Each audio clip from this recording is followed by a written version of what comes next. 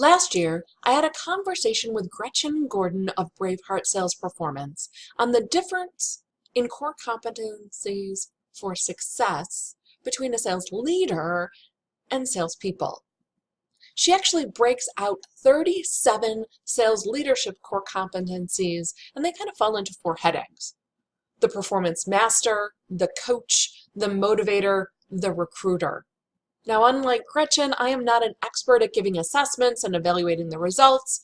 I will say that the competency crossover to salespeople is abysmal, at least in my opinion, because there's only 12 of the 37 core competencies that are on both roles' list.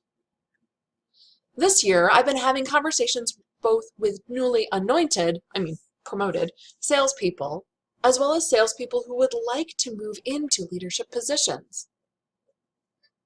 This month's theme for the chip off the block is all of the things that we do both in a sales person role and a leadership role, giving you the opportunity as a salesperson to hone the skills that will make you more successful in sales and give you a leg up if you want to be promoted into a leadership role.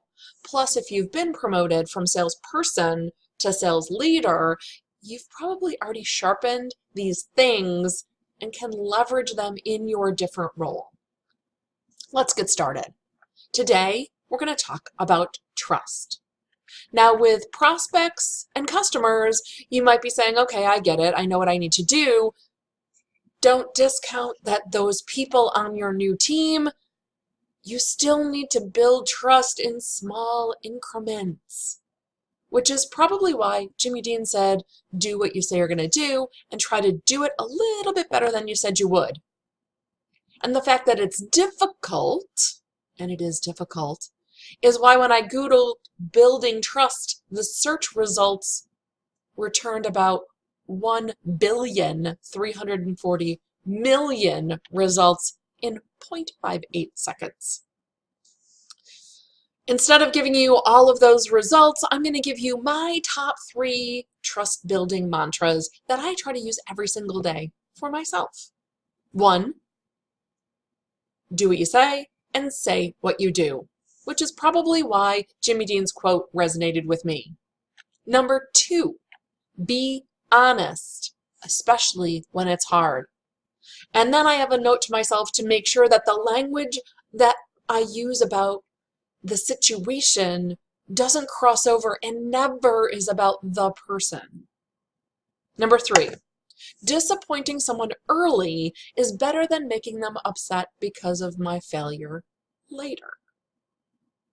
Now, as salespeople, we work on a million little things to build trust with prospects. I think the biggest key may be in communicating what people can expect from us and then following through to demonstrate that those things actually are going to happen by making them happen. I'll call you back next Tuesday, and you do. I'll send you an email, and you do. You share lead times, especially when they don't meet the prospect's needs, so that they know you're going to be able to deliver disappointing news as well as telling them what they're going to be happy about. As sales leaders, because you have position authority above someone else in a corporate hierarchy, that doesn't make you trustworthy. You have to earn the trust. I would suggest thinking of those 2 new team members exactly the same way you did a new prospect. Of course, the specifics aren't the same, but they're going to sound familiar. When you schedule a meeting, be on time. Be consistent in your response to stress. Listen first. Ask for feedback. Be helpful. Trust your salespeople individually. Yeah, I know they need to earn it too, but start off trusting them and always have their back. Today, make your own million little things list.